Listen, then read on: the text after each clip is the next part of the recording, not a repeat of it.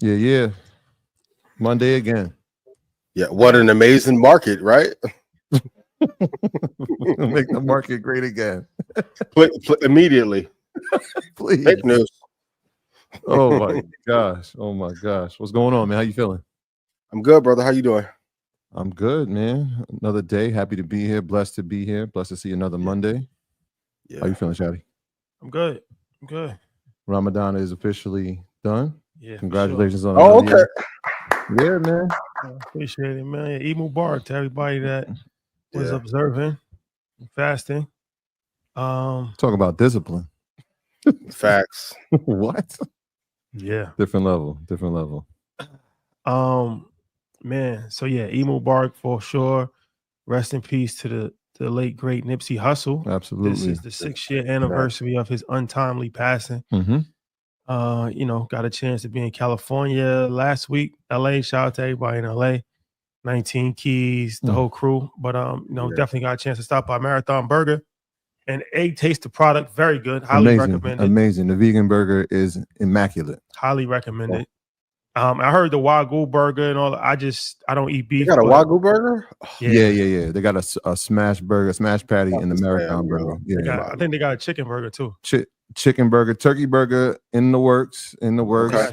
Shrimp was incredible. Shrimp. And they open to 3:00 in the morning every day. And the lemonade is ridiculous. And the 3 o'clock, 3 o'clock is important. If you ever been to LA and you've been outside a little bit, for sure, you know everything's shut down at 2, and there's nowhere to eat after that at all. So 3 makes sense. And then also, rest in peace to Nipsey Hussle. Yes. Sure. Shout out to Sam, 100%, Adam, and BH and the whole team. JP, John, everybody. But I will say this: like the thing with the Marathon Burger that I really like is that the food is good, of course, and those are our guys. But as soon as you walk in, you see they're employing the neighborhood, not just the community, the neighborhood. Like that's incredible. And these is people that a lot of other people wouldn't have given opportunities to.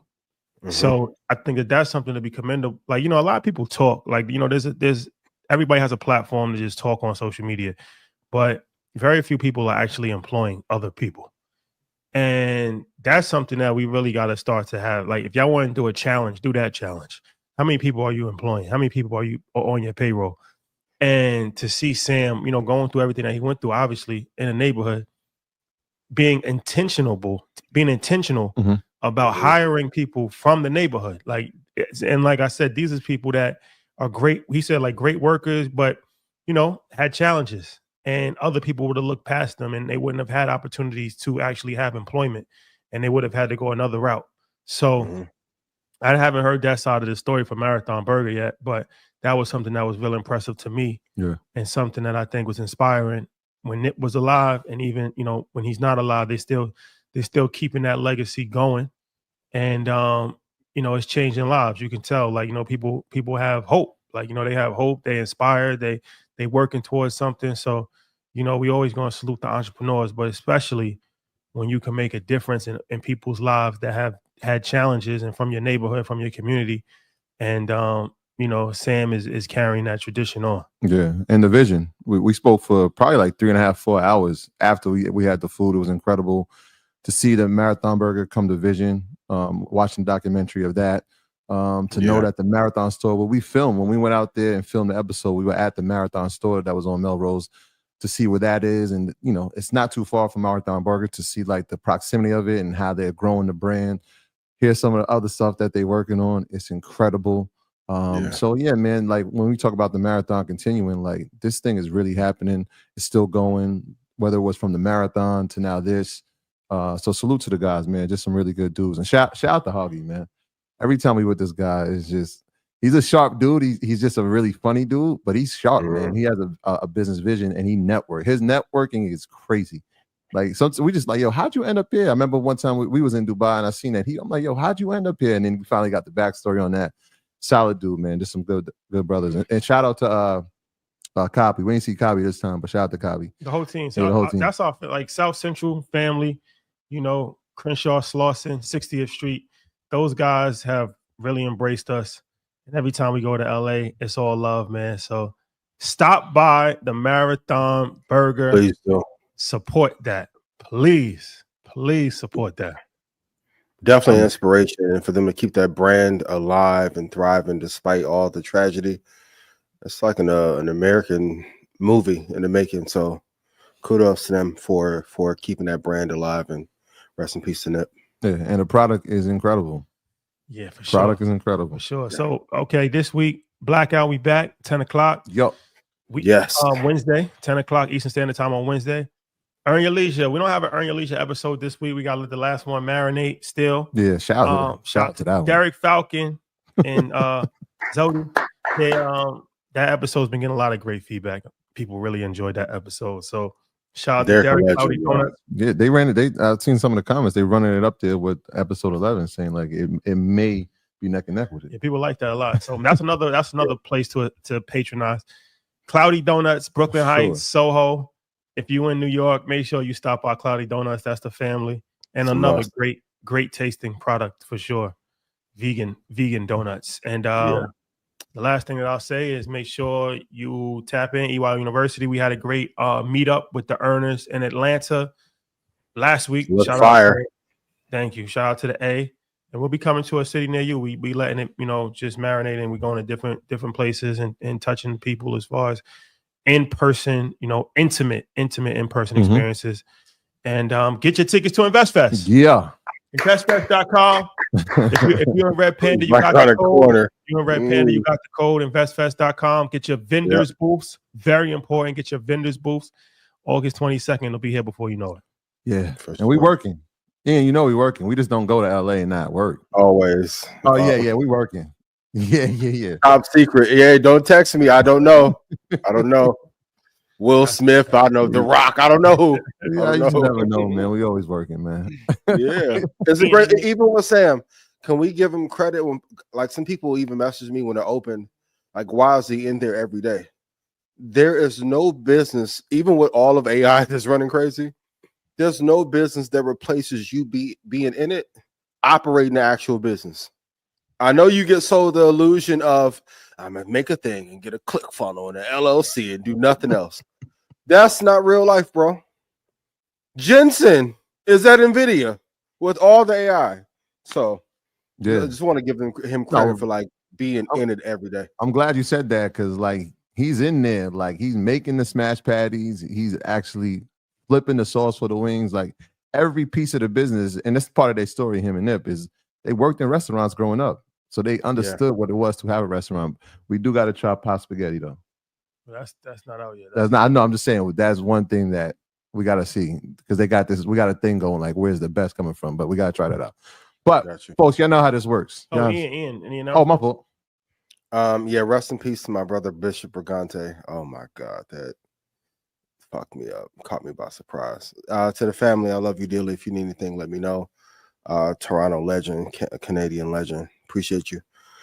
Stock Club call will be this Wednesday at 9 p.m. Central. If I made you money, please put yes in chat. The replay from last week is in Telegram. So if you were not on the call, we talked about a lot. Please go on Telegram. And if you want to get rich from this market while Trump is tearing it up with tariffs, oh my God, go to ianinvest.com. Did not tell you guys a year ago. 2 years, no luxury spending. Man, you tripping. You just hating, bro. Here we are. Liberation Day coming. Not much liberation is going to be given. If you want to know what to invest in, what to stay away from, the stocks you should be invested in, getting some trading insights and secrets every week on a call, go to ianinvest.com. And if you think it's too expensive, imagine what it's going to cost you not having me in your corner, guiding you in this tumultuous ass market. That's a fact. These are facts. These are facts, man. Folks, y'all know how this works. Do your own research. We're going to provide you with research, but still do your own research. Our content is intended to be used and must be used for informational purposes only. It's very important to do your own analysis before making any investment based on your own personal circumstances. You should take independent financial advice from a professional in connection with, or independently research and verify any information that you find on our show and wish to rely upon, whether for the purpose of making an investment decision or otherwise. Share the research, continue to do the research. When it's good, give credit to the people you found it from. Share love, share community. Let's build. Let's make some money. All right. So if I put a tariff on a country at 25% and they put one back on us, and I have a retaliatory tariff for another 25%, is that financial treason? I don't know what it is, man. Like, Shaw, you're a historian. like, are there rules? And the thing Europe is sending to us is, okay, what the margin is, what, 10%? They're sending cars. Like, they're not making much money off us anyway.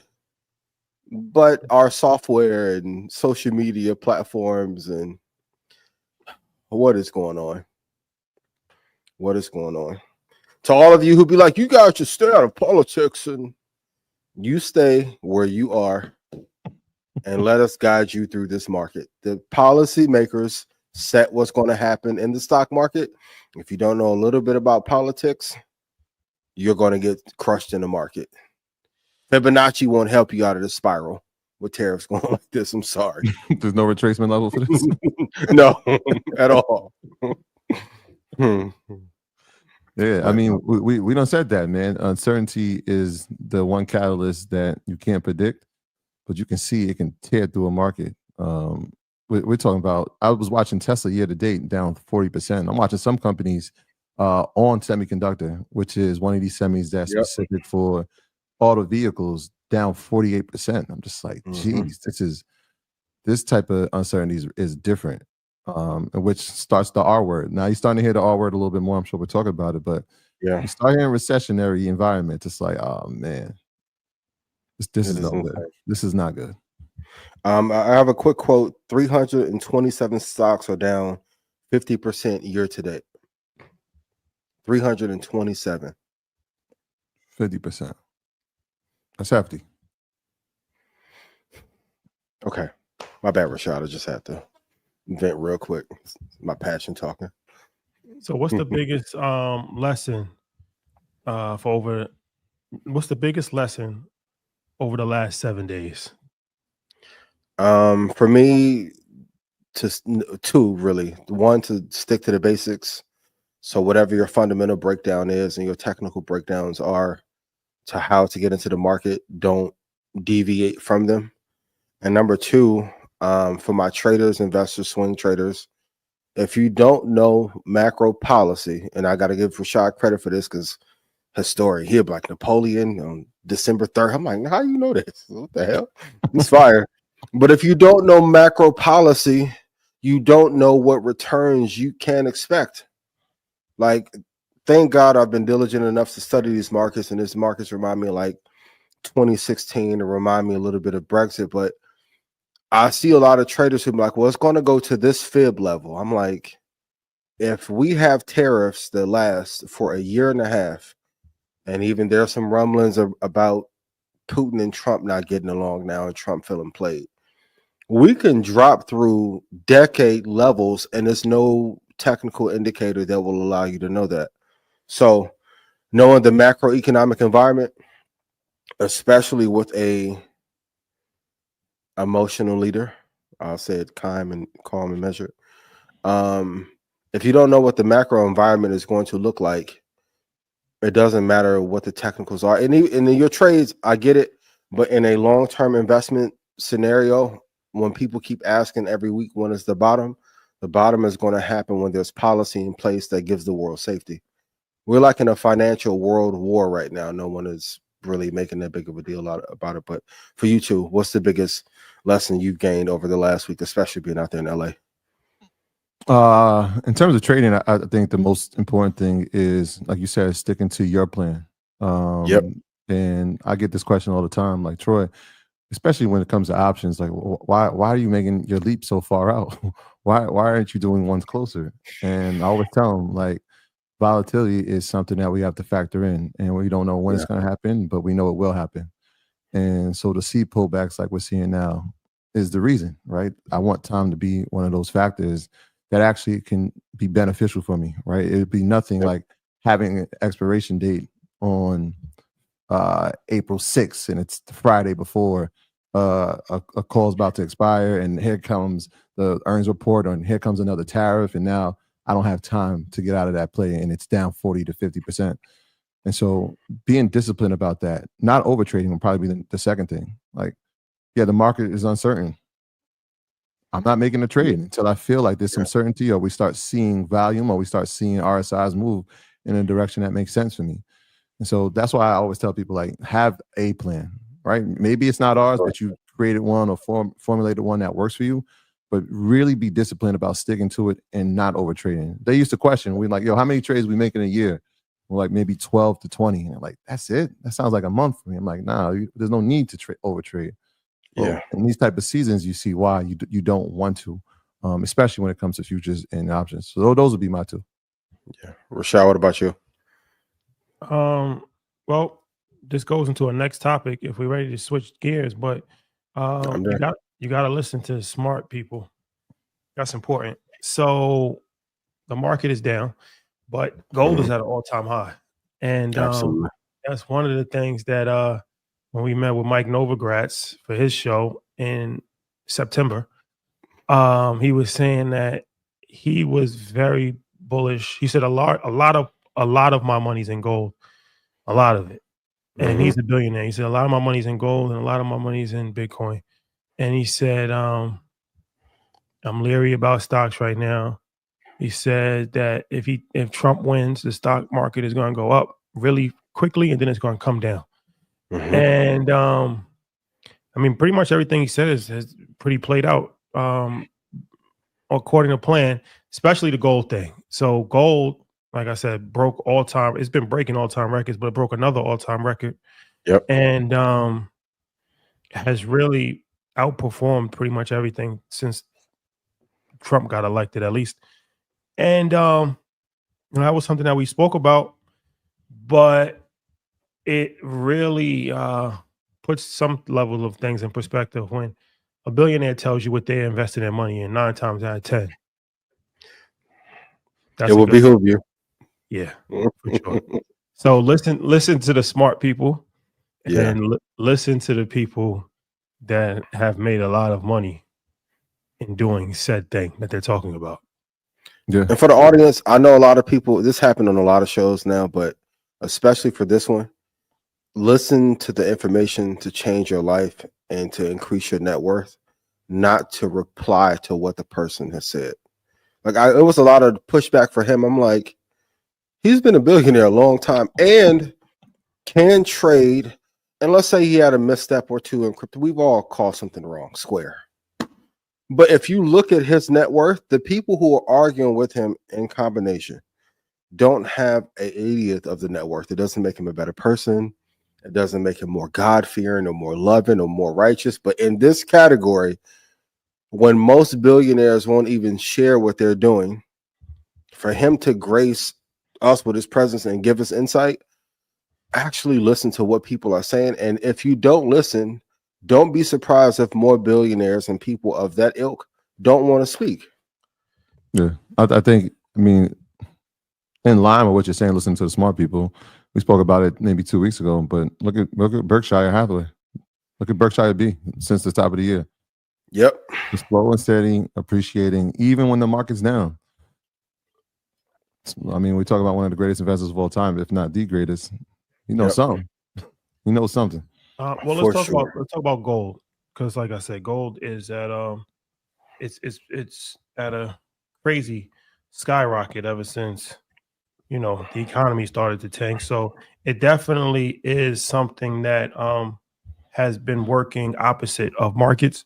It's currently at 31.20, and obviously you never advise people to invest in all-time highs, but gold is something that has been around forever, and over the course of time, its chart has gone up. Sometimes it stays flat, sometimes it goes down. It's like any other investment.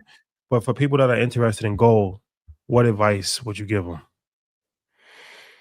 We gotta give Keys credit. Keys is heavy on investing in gold 3 years ago. We talked about it as a hedge. I think the important lesson here is to know, write this down, what will you invest in when the entire market goes south? And this is one of the assets that has done incredibly well. We used to think it would be Bitcoin, but once the banks got involved and kind of took that over, that went away. You definitely have to wait for a pullback. The thing that makes gold tricky though, when we have a zero interest rate kind of environment or like heavy quantitative easing, gold is going to be flat.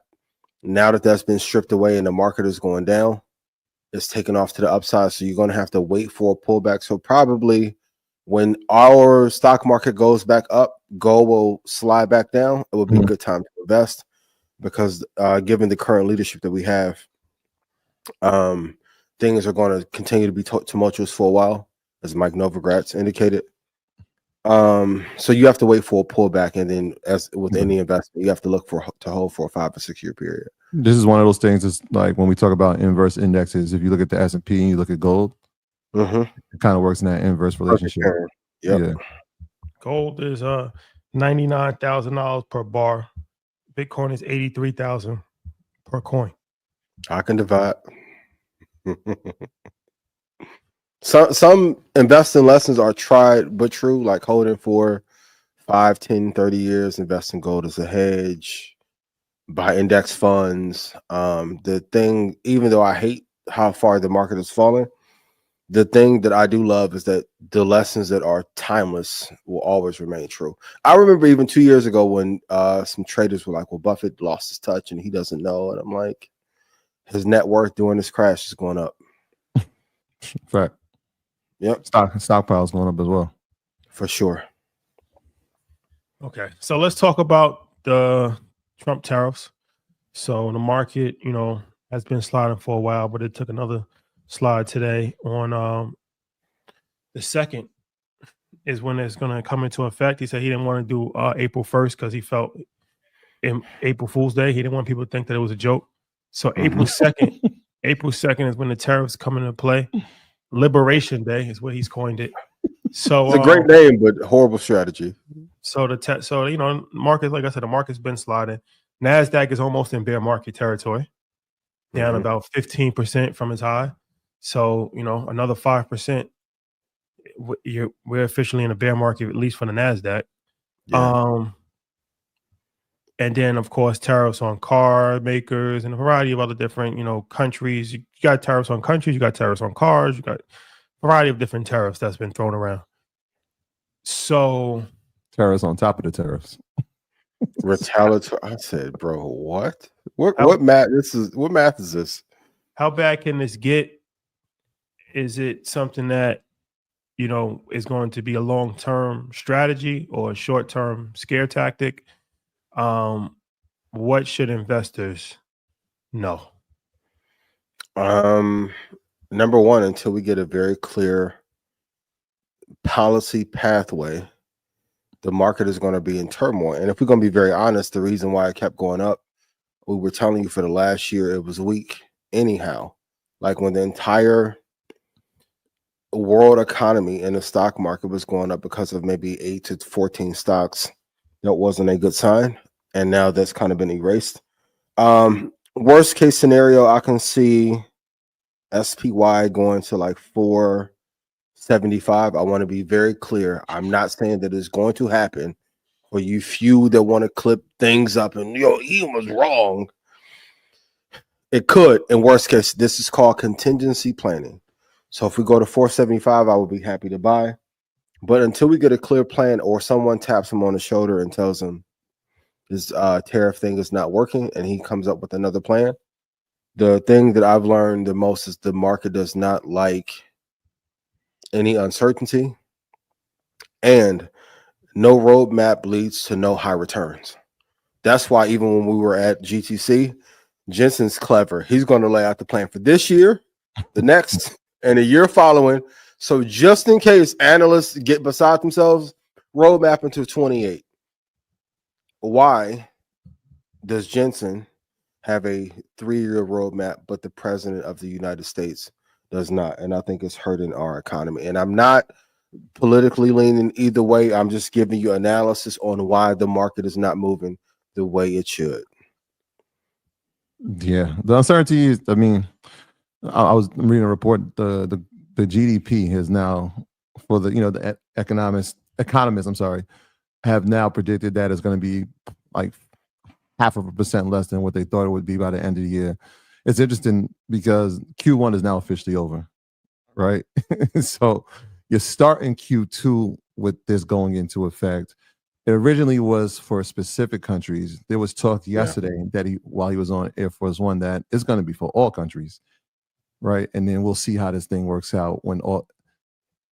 They did a poll out of 30 economists, and 29 said this is probably the worst policy put into place that they've seen in their time, because there's no real clear plan as to how it's going to work, but we will see the long-term effects if this actually gets rolled out.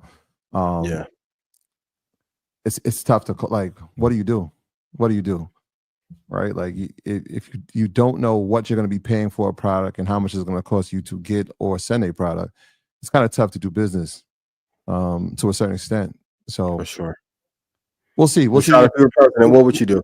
Yeah, we'll see if he can. How the question for me will be, how long will he allow it to fail before he steps in and says, "All right, we need to change this." What'd you say, Ian? If you were president, because you're probably the only one out of us that's even qualified to run, what would you be doing right now? If Trump called you, well, if Brock called you or whoever called you, like, brother, fix this. What would you do? Well, I think that it should have never even got to this point, right? Like, there's middle ground that can be taken, and to take this sharp turn in an already fragile economy is something that's not recommendable. That's from Larry Fink, said that to a variety of very high, notable, well-educated, and extremely successful people. You can't play this game of chicken with the world's largest economy and a public that's already in trouble from inflation, from high debt, from rising cost of homes, from a variety of other different factors. It's not like we were in a strong position to begin with. So he should have never even started. None of this should have started. He could have done a better job about going at this more diplomatic if he wanted to have better terms in trade, because you can always negotiate better deal. I'm not saying that he had no right to negotiate a better trade deal, but this pathway that he's taking is not helpful and is harmful. And he didn't win the last presidency because of the economy. That's what people don't. That's what he was never good for the economy. That's why I said before he's not going to be good for the economy, because he wasn't good for the economy the first time. People just remember stimulus checks. That's not being good for the economy. That's actually hurting the economy, really, because he just pumped more money into it, and that caused some level of inflation, and the house of cards and everything fell apart. You see how these PPP things fell. So Trump was never good for the economy, and now he's even worse for the economy. Problem is that it doesn't really matter because he still has strong support. So if he had like a low approval rating, and then he might be inclined to have drastic changes in his economic policy. As long as his approval numbers are high, he has no real incentive to have changes to what he's doing economically, because then I would have to admit that he's actually wrong on a certain level, and he's never going to admit that. So, no, it's going to be pain. A lot of people think that we're headed towards a recession, economic slowdown at the very least. Yeah. So that's not good for the stock market. So I don't think that we should look at this as something that's just going to be a short-term turnaround. I don't think. For the record, quarter one, positive or negative? Oh, it's negative. Will they, if we have a second quarter of negative growth, will they actually say? I don't know what that's called. I guess it's just called the second quarter of negative growth. Economic restructuring. As far as the basic principles of investing, this is why you guys stick to the basic principles of investing. Dollar cost average. Yep. Index funds, ETFs. For sure. Never risk more than 10% of your portfolio on trading. For sure. In this environment, you probably want to do even less. Where you get it is extremely important. That's why, everybody that take advantage of stock club sale, that's important, right? Because now you're going to you're going to get a chance to see those numbers. And where you actually are making entries is makes a big difference, especially if you have, more money that you're actually putting into the market. But be careful. Just because something is down doesn't mean that this is the time to just put a bunch of money in GameStop. Mistake. I don't care how much Bitcoin. GameStop is not Michael Saylor. I want to be clear. I don't care if you go get the rest of the supply and Ethereum and extra in combination. No work. Yeah. No work, my boy. But the good thing about this is that if history is any indicator, stock market always rebounds, strong companies always rebound, and the indexes and the strong ETFs rebound. So this is an opportunity to actually, continue your disciplined approach, but you cannot be greedy in this situation and try to look for the thing that's down 70% and think that that's the pathway to become a millionaire, because since it's down 70%, you're going to put an option on it. And now it has no option but to go up because we've already reached the low. That's a dangerous game to play. Yeah, you got to be strategic. You have to have your plan. Historically, from a historical perspective, and we said this a few times, April has been a month that has been one of the best months to trade in or to see gains in. But I don't even know from a historical standpoint, this year, this presidency feels just like an outlier. Right? It just feels like a different outlier, especially when these tariffs are going into play inside of this month. Some people will say that it's already been priced in, right? The effects of the tariffs have been priced in, but it's tough, right? When you say, yeah, it's going to be 25%, but then it's 25%, and we're going to add an additional 10% on top of that, and it's a new country every day. We're just going to have to really, really, really watch this thing play out over the next couple of weeks. And like I said, how long will it be before I made a mistake? Which is tough. Like when you're talking about somebody who's super egotistical and has to admit that somebody's wrong, or who are you going to fire because of this? When will that happen? Well, also another thing is the political system in America has no education requirements. That's disturbing if you really think about it. Meaning, what do you mean? So, okay, Congress, right? Like the Ways and Means Committee or the Appropriations Committee. So the Ways and Means Committee, they control the taxation. The Appropriation Committee, they control where money's actually going. We're talking about trillions of dollars here, right? Yeah. You don't have to have any knowledge about the economy to be on these boards. You can literally be an entrepreneur who owns a plumbing business in Wisconsin, get elected, and now you're on a defense board, or you're on the appropriation board, or you're on so what I'm saying is that a lot of these politicians have no knowledge of how economic policy works. And even Donald Trump, I mean, obviously he's a successful entrepreneur, but being an entrepreneur and being an economist are two different things. Two totally so different. Understanding how a business works and understanding how real estate works and understanding how marketing works is not the same as understanding geopolitics and understanding global economic trends. They're not one and the same. Yeah. So I think that it would probably be beneficial at some point in time to have some level of education requirement. Like I feel like if you're going to be an elected official, you should at least there should be a pathway of like real political education that you actually have to take, because there's no pathway right now. Like even for myself, if I wanted to run, I could run. There's no civics course that I had to pass for college. There's no advanced degree that I need as far as how the judicial system works, all of this stuff. So you got a bunch of just regular citizens that's up there, and they're making a fool of themselves because what they're doing is relying on information that's provided to them by lobbyists. So the lobbyists are educated, but they have an agenda. So now the lobbyist is telling them things and they're educating them, and they're putting money into their pocket, and they're taking that. It's no different from Kanye West. That's why like Kanye is actually a microcosm of our society, right? Because Kanye gets information from people, and he relays that information, and that's his books that he's reading. So this version of Kanye. Yeah, he's getting information from people, like the people around him. That's the thing. If he has conservative, right-wing people around him feeding information, and he's saying like, this is the information. So if these people are getting fed information they're just reciting the information that they're getting fed. They don't know enough to actually push back on this information or have an intelligent opinion on this information. How would they? How would you expect a school teacher to know about Middle Eastern politics? How would you expect a real estate agent to know about global economic trends? How would you expect somebody that's a dentist to really know about tariffs? That's not even fair, right? Yeah.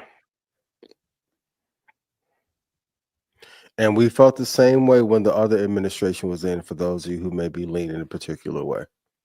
So even though it may not have been beneficial for our career to criticize. Well, no politician knows anything, Democrats or Republicans. That's why this is a bipartisan situation. None of them are really educated. It's not a Republican thing.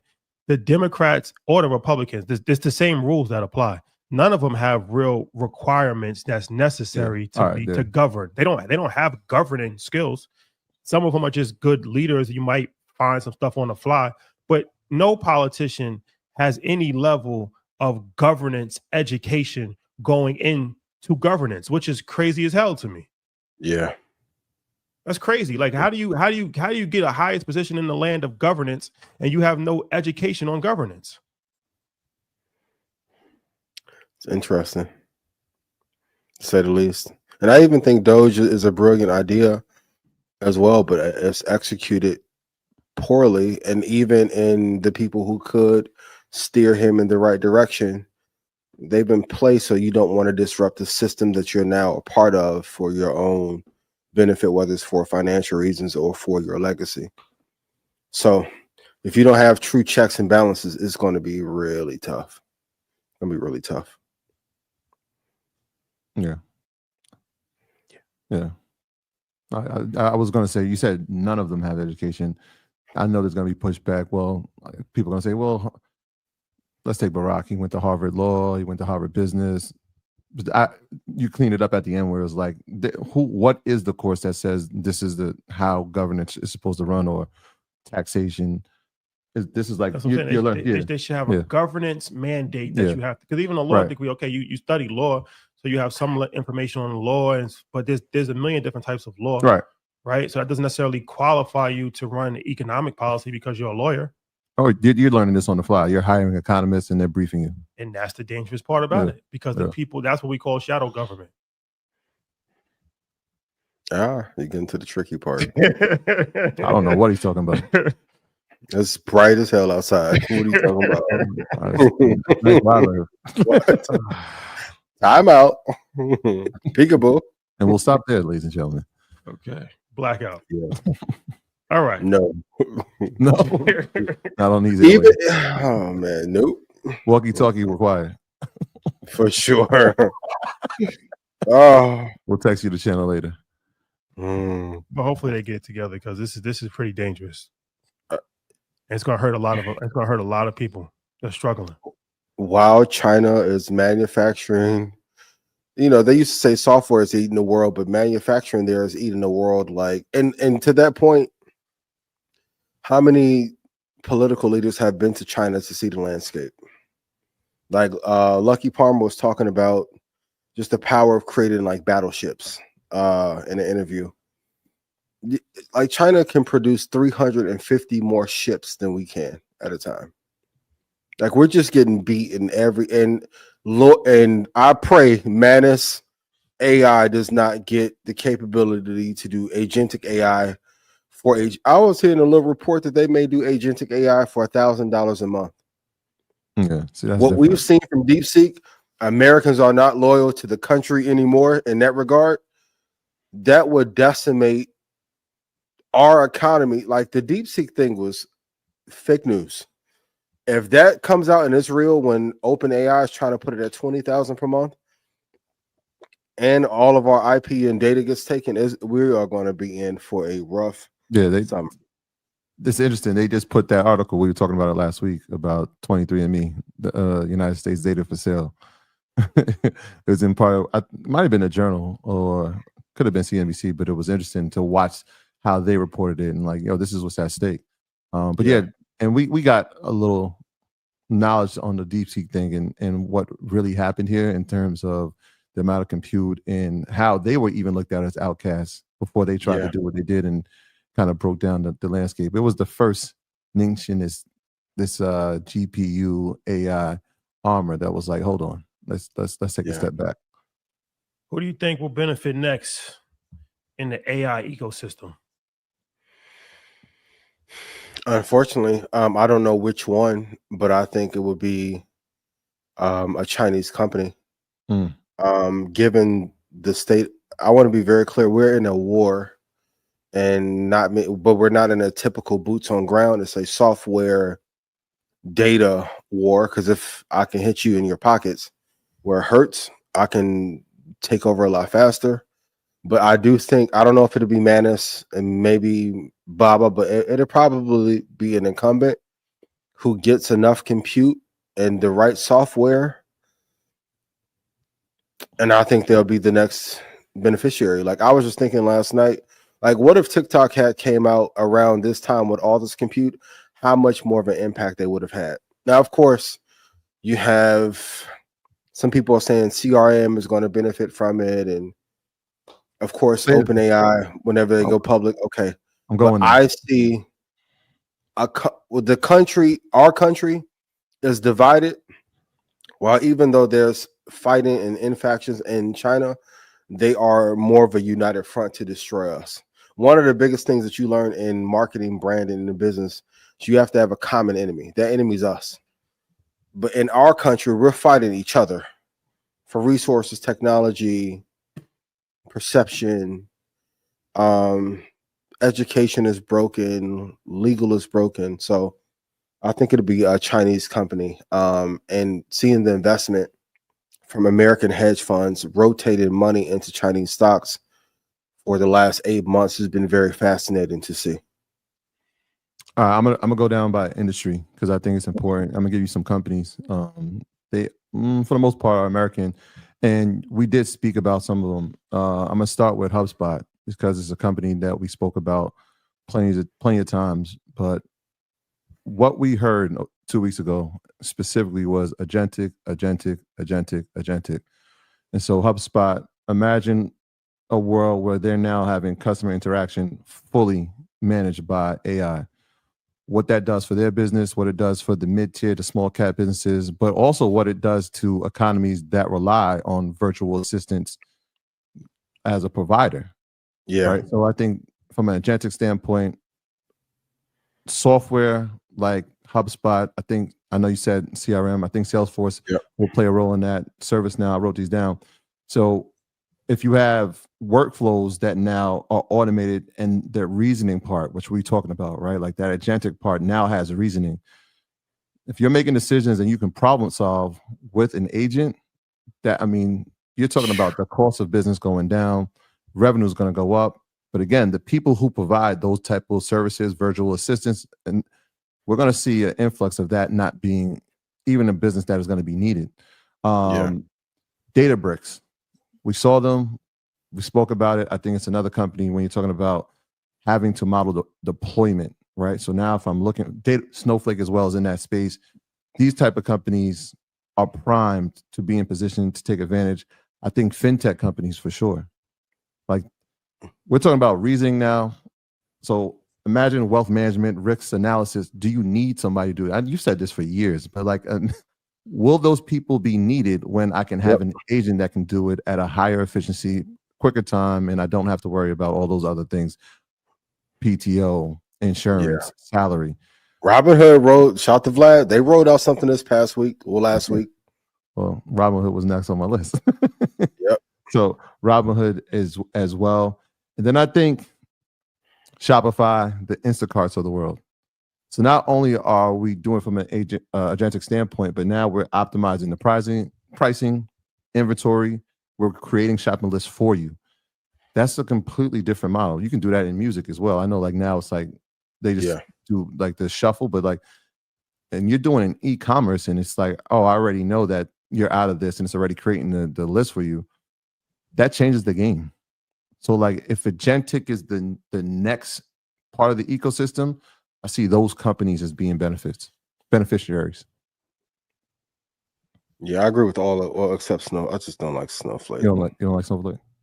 No, I thought you was gonna get pushback with Salesforce, but all right, I appreciate that. No, shut the Mark Benioff. Well, Yeah, we listen. We need some American exceptionalism. We need it bad, and we need to move faster. I think we've gotten too comfortable and focused on the wrong thing. Shout out to all my graphic designers. It's over. Unless you are A1. Yeah. Sam Altman, and I know they put out their little spoof piece, but wouldn't it be really smart if I wanted to be the leader of the new school and venture and startup land, which he was at Y Combinator before, to just eat everyone's sector as everyone is uploading all their IP? I'm a conspiracy theorist at heart sometimes, but you don't think your IP is being stored somewhere? Yeah, it's taking about 10 seconds to well, less than that, probably like 2 seconds to take the IP and about 15 seconds to actually take the information and generate the images.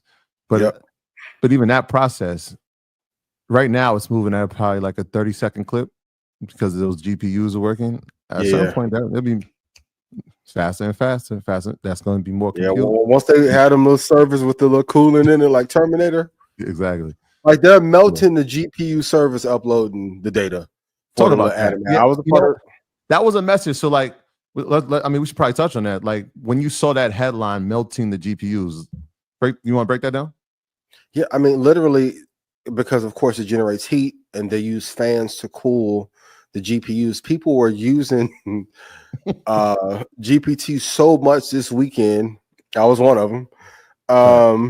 Getting those anime images out, they were literally starting to melt the damn GPUs. So now if you do it and try and do that like Studio Ghibli, which was like an amazing rollout for them, you got to give Sam credit. Like even though he may fall behind for a couple months, the next iteration is a lot better. Now it's a time restriction on how quickly you can turn around and create these images. And what an amazing feeling as an entrepreneur to have your thing so high in demand. You have to tell your customer base, don't use it as much. Chill, you got to chill for a little bit. Yeah, but it's another one of those. Good. No, go ahead. I was saying it's one of those when I saw that article, it was another telltale sign of validation, because it's not like we haven't been talking about liquid cooling. It's not like we didn't just say last week what we saw inside of some of these GPUs and some of these racks. Like liquid cooling is the thing. This is going to be the most efficient way to have high power GPUs working effectively in a timely fashion. This is how it's going to happen. Prime example, something hot came out, everybody used it, meltdown. You can't have that going forward. And the biggest benefiter of that, for sure, Microsoft. I know Satya just great investment. Heated over there, man. Microsoft OpenAI, things are getting a little heated. In more ways than one. Nobody's bigger than the program. Move correctly. Please. What companies besides NVIDIA will benefit the most from NVIDIA's AI stack? And that the AI stack, people that's not familiar, it's like a comprehensive toolkit of sorts. For AI development. So what companies will benefit from that NVIDIA? I think Dell for sure.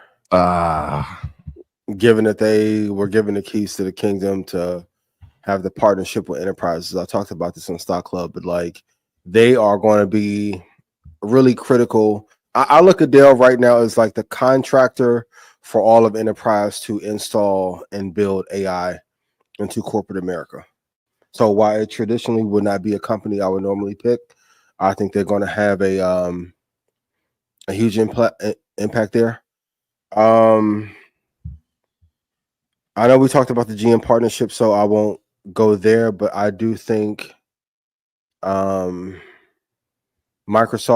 for sure is going to benefit greatly as a result, because if I'm looking at like the 4 horsemen of who we need to help our economy thrive, after Dell begins to install, like Microsoft workplace products are going to be needed.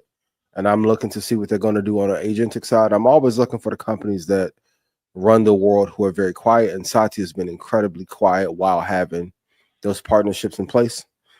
And I will say the company who I don't think will benefit at all, Apple. I found it very interesting when we were there at GTC. They were the only major company who was not there, didn't sponsor, or anybody that we talked to that used to be at Apple was at NVIDIA now. It's true. Like, you notice no one even mentioned loving to be an employee of Apple anymore. It's rare. Yeah. So I don't think they'll be the greatest. And if we're gonna be very honest, Apple Intelligence was a flop. If you've seen a commercial, you can't do that in Siri and say, hey, tell me who I met with 2 months ago or last year at InvestFest after I finished. Oh, that was just a flat out lie in a commercial. You have to take the commercial down for Apple Intelligence. So while I hope they get the things together, I don't think they'll benefit much from AI. I think the inverse is true. We watched and we spoke to a bunch of people and execs who had left other companies, who had come to GTC and now working for NVIDIA. And I mean, they said it's not even comparable into the experience. I'm gonna throw two in there because Dell was one, and we may or may not have asked very intentional questions while we were visiting. For sure. May or may have not. So Dell definitely is up there. I'm going to put ServiceNow up there as well. Okay. From the enterprise standpoint, again, IT, customer service, HR automation, all those things are going to be pieces that the customer are going to benefit from. I think Palantir is my other one, though. Oh, I forgot that one. You're right. Yeah. From the AI standpoint, but from the machine learning in terms of government and enterprise data, like those government and enterprise data combined with machine learning, we know which entity has the biggest budget, and we know the entity that conglomerate with the biggest budget is using. And we told you that 3 years ago when we were in Davos, what this was looking like. It kind of felt like an enemy of the state type situation in terms of surveillance. But outside the surveillance, what are they doing when they capture the data from what they've seen? And so AI is definitely in NVIDIA, obviously, leading the GPUs to power that. Those are the three: Dell, ServiceNow, and Palantir. Those would be my three. Yeah. So what about Dennis Fish? He was in Barron's with his picks for this year. Yo, he jacked me. What's your thoughts? He jacked me. My first thought is he jacked me. Pause. He stole. We're never going to grow up. For all of you keep asking, how old is too old to play? And he took yours too. Go ahead. For sure. For the first time in a long time with this particular gentleman, they got a list right. Because normally when they do like those 34 picks, I'm like, you're off. But CDNS is a pick that you love. Then he mentioned Mercado Libre, one of my favorite stocks that, regardless of international issues or geopolitical or tariffs, they've done well. And the last one is KLA. I want to give him credit because I think this is an amazing job of picking a cohort of stocks that are not talked about in combination. So CDNS, KLAC Corporation, and Mercado Libre. If I was looking for like an alternative portfolio, are three that I would definitely be willing to invest in for sure. Yeah. So, I mean, first thought was like, oh, wait, we've said these things. So, Cadence, we just spoke about this last week when we were talking about, as we're watching this 2-hour presentations from Jensen, what companies keep coming up. When we were talking about inside the data center, the digital systems that they're using, Cadence was there. Almost every slide, you saw their name being part of it. Mercado Libre, I don't know. I feel like this is going on for 4 or 5 years now. For sure. And for those who may be new to it, we're talking about the Amazon Amazon-like of South America it's just been going incredible. So 2 out of 3, I love. KLA, I'm okay with. I'm not mad at it, but definitely see upside for those two for sure.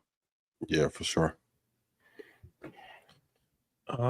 Okay. Rashad, I gotta ask you because you're very conservative, and in the market like now is good. Are there any stocks outside of the typical Apple, Microsoft, NVIDIA that you would be willing to put money into right now? I think in times of uncertainty, you got to go with certainty. So it's not you don't. That's I think what people have misconstrued. That's You a could great take more risks when things are doing very well, right? Yep. But when the shit hits the fan, you got to go to the core elements. That's true with anything in life. Yeah. You know, it's like sports. If you up by 30 points, you could put anybody in the game, right? Like just try it out. Put Flea Flicker. yeah, put him in the game. Like he might end up being, the next star player. But you don't have that luxury when you're down 10. Yeah. Or when it's tied in overtime. Yeah. You don't have the luxury of playing. You might think that he could be potentially good, but we gotta go with the team that got you here. Mm-hmm. Unless you Tibbs. Or Patino. The veteran guys. True. I mean, does it see how that worked out for yeah, him. can it happen? Can your bench guys create a spark that brings you back? I guess. Yeah. But overall, you got to go with the guys that got you. So to answer your question, no, I think that it's time for QQQ. I think it's time for shout out to Invesco. NVIDIA. We talk about TSM. We're talking about Microsoft. We're talking about the S&P 500. You know, if we're talking about crypto, it's Bitcoin. For sure. Like you got to go with your starting players. It's not time to try to go, on the 10th. GameStop. Get the 6th man of the year. That's how you're going to get hurt. Yeah, it's not time to gamble at all. No time to gamble right now. It's uncertainty. There's a lot. That's a great lesson, though. Yeah, get you a Stanley Pritchard. Having said that, if you had to build a portfolio from these stocks exclusively, how would you rank and allocate? You want to read them, or how you want to do this? Yeah, I think this was a great question. So you have Intuit, ASTL Lab, BKNG, HubSpot, Netflix, Palo Alto, Quanta Services, Alibaba, CYBR Software. I'm going to stick with my formula. We put in these all. I'm gonna do 4. I was gonna say I'm going to stick with my formula and do 4. I'm gonna do 5. I'll go 5 then, and let's see where we at. Oh, I'm gonna show Shotty first, so that we know that those are mine in order. All right, go ahead. Got you. I'm gonna go. Great point. In times of uncertainty, you have to go with who's going to get you a bucket. Guaranteed winner. Number 1, I'm going to go with Netflix. Number 2, I would probably go with Palo Alto. Number 3, that's tough, but I'm gonna go Alibaba, given China's dominance and everything, and I think they've loosened the reins on Jack Ma. And then number 4, I'm going to do HubSpot. While I think CyberArk Software, Quanta has some value, ASTL Lab has some value, in times of uncertainty, like you just illustrated, you have to go with the killers who are going to produce profit regardless of, I don't care how bad the tariff situation gets. Netflix, and they're doing more live streaming than ever, I feel like. Pop the Balloon got a deal. What? On Netflix? We talk about on Black. Yeah, yep. On Netflix. Yeah, what? It's coming, I think next month. What's the deal? Yeah. They're going to be premiering on Netflix. I'm saying, what's the numbers? Oh, they didn't show the numbers. They didn't put that part out. Yeah, they just said that it's joining Netflix. So the original Pop the Balloon? Nah. The latest remix, version of it. baby. Yeah, I seen Matty J had put something out. Shout out to him. Who's the remix? Yeah. So there was an original dude who was doing it in Atlanta. Was he from Atlanta? He might have been. So. He was doing it. Then they took the idea from him. Who took the idea? Whoever. There's a woman that's a host now. A white person? No. I think. Well, they cut the check, but yeah. So the new version of it got a deal on Netflix. Yeah, the version that people has become synonymous with what people think of it now. I think it's a woman that's hosting, right? Yes, black woman. Yeah. But I think it's a good lesson that you guys can touch on, create an IP that is not easily replicatable. Yeah, Yvonne Orji is the host. Who? Yvonne from Insecure. Oh, Nigerian? Yeah, Molly on Insecure. She's the host of the Pop the Balloon? Yeah, she's gonna be the host. So that's a new show. They got rid of the host. It's a new iteration. Yeah, it's a new version. Who owns the show? That's what we got to find out. That's my question. Who owns the show?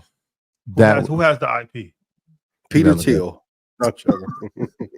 Exactly. Netflix now own the IP. They gave him the Squid Games deal. We'll take it from here, guys. Appreciate you. So like that's what I'm saying. So it's not. So they just made up a show, Pop the Balloon. It's not the show Pop the Balloon because they don't have that host anymore, and she's not the owner of the show. Well, maybe she's the EP of the show now. Is she? That's what I'm saying. I don't look at the deal structure. I don't know. I look at the deal. Yeah. Good.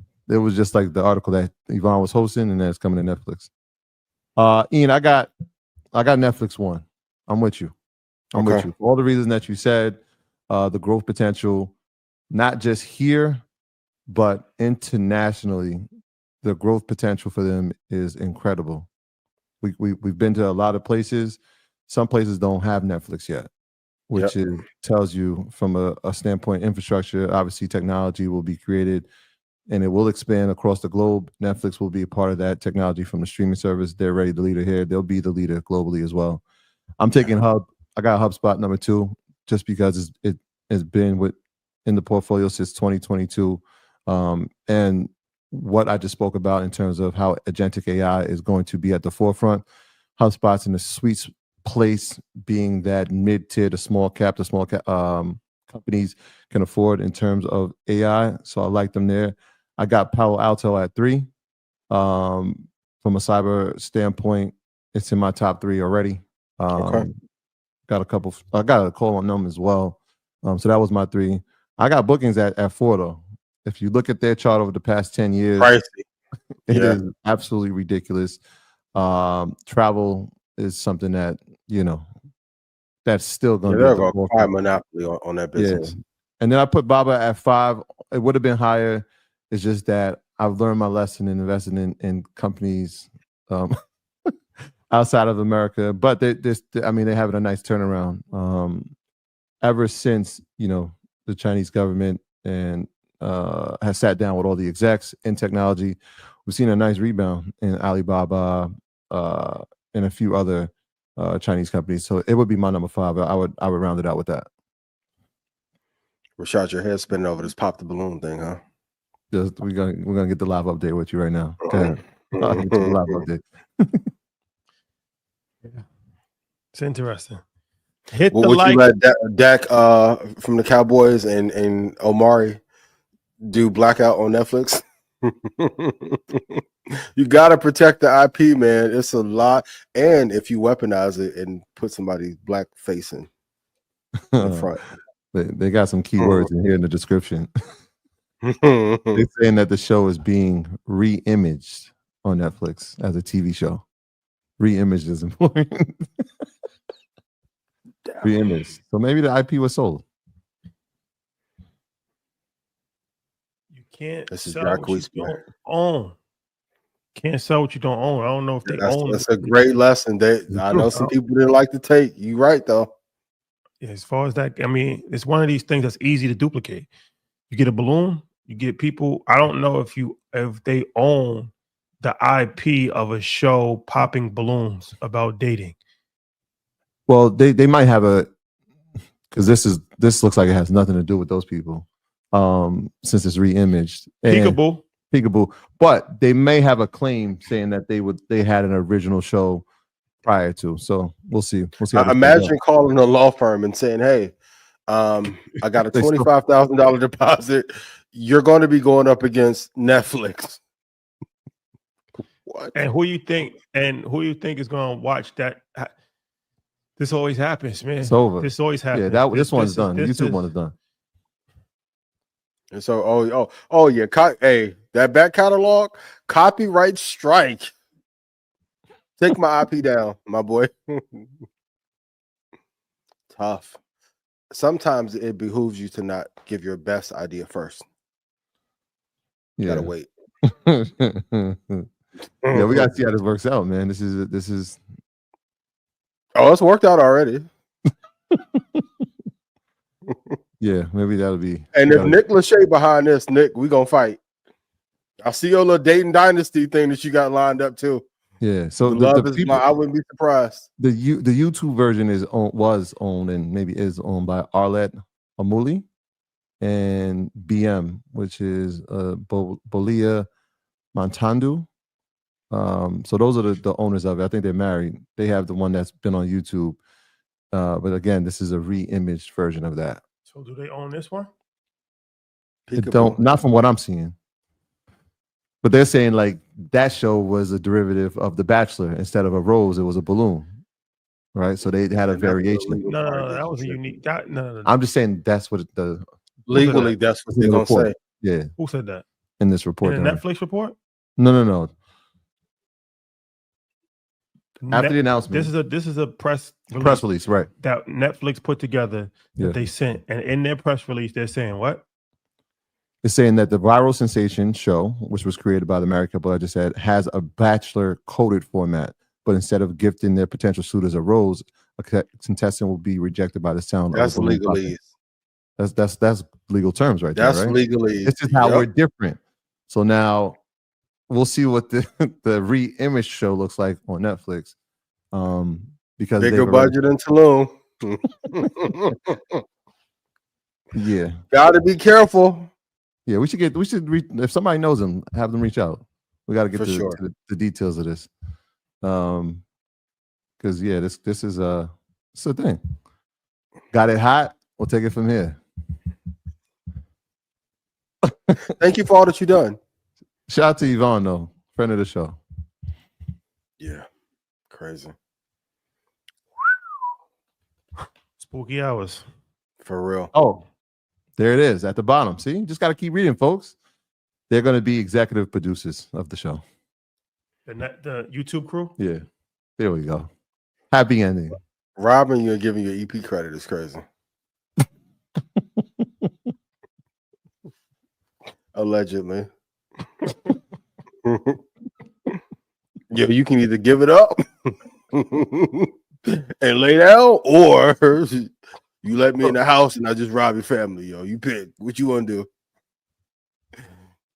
do? EP credit. Okay. Could be nothing, right? Facts. Then they cross collateralize your content with somebody. Oh, we ran negative. So I'm imagining, since they're the EPs of this show, that their show will no longer exist. Oh, for right? sure. We could. Okay. And this crazy part, with a subscription model, you can't even get the breakdown for what the real numbers are. Maybe they'll share the ad revenue. Kind of like YouTube. Right. Yes, these media one day. I don't want to get blacklisted. There are some similarities. These media manipulation get ooh, baby. That's the ding dash. He's like, yo, what these CPMs like? What's the formula for CPMs? To wake it up. We're giving you this price per 1,000. Yep. Oh, based off of how much money is coming in. Well, how much money is coming in, guys? I've never seen WWE talk about this much in the last 8 years. Xander called me, John Cena turned heel. I said, wait, how much money are they making just off that one live stream? The Netflix joint? What? Yo, it's in the top 3 every week. And don't let them go get the World Cup. That's like by Wednesday. Like people still going back and watching. Great deal for them. Great deal. Endeavor, right? It's Endeavor because they got the UFC too. Yep. Shout out to Hunter. There's a lot of cerebral games being played in media, but never mind. That's a fact. Okay. Shadow media. The shadow media play. Okay. So auto stocks, they've had a sharp sell-off because of Trump's tariffs. He said he's going to implement 25% tariffs on any foreign auto company. That's not any company that makes cars that's not America. So, okay, who's going to benefit from this? Because the immediate thought is Tesla. Tesla stock is down today. But who's in position to benefit from this car tariff? The only company I really feel comfortable investing in, hypothetically, if I were to, I don't like the sector overall. Tesla's still a stock pick in Red Panda Stock Club, but Ferrari. I think they're the only one, maybe one of a few that has a customer base where the price won't affect them investing into said vehicle. I think the entire car category, to me, is uninvestable, neck and neck with airlines. But Ferrari, I think, will be able to withhold, ticker RACE, will be able to withstand whatever tariff pressure comes. But any other GM, Ford, I would not love to invest in them right now. Ford is at 46. The GM is at 46. Ford is at $9.92. And that's, I mean, the highest the Ford got was at what, $19 in 2021. Car industry's in shambles, yo. And the crazy part, the margins are still low historically for the last decade, while prices have been going up exorbitantly. So, all right. Let me paint this scenario and you tell me what you think. All right. So yeah, GM, Ford, Chevrolet, all those companies, American companies. You would think, right? We're going to have to buy American cars because there's going to be a 25% tariff on any country. But in the inverse, there's going to be a tariff coming back to the United States. Let's take a country like China, right? You give us 25% tariff, they send one back. yep. The Chinese population decides, hey, we don't need American vehicles anymore. Who's the best vehicle that we got going? BYD. BYD. Last week we saw them pass Tesla in sales. They said they're not slowing down. They actually anticipate a double in the amount of sales in 2025 going into 26. Yep. So yeah, in terms of investing in American car companies, maybe not the best idea, but what's your thought on the inverse saying, hey, again, on Chinese stock, but BYD might be an investment based on the tariffs from a retaliatory standpoint? Told you. Peekaboo. I know a lot of times, because I get called a conspiracy theorist or radicalist with some of these topics. I just see a lot of things ahead of time. BYD definitely is a home run, and I would argue if BYD had those cars available in America, the move would be long BYD put on Tesla. They will run them into the ground. The cars look better. Like, when I thought the car was AI when I first saw it like a year ago. I'm like, what? Sales are strong, backing from CCP.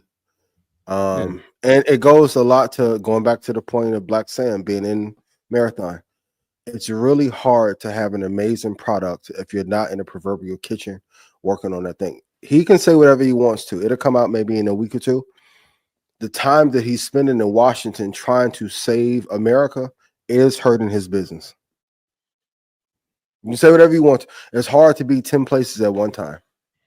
You usually can only serve one master. Do I think Doge is incredibly important? For sure, especially if I'm getting government contracts.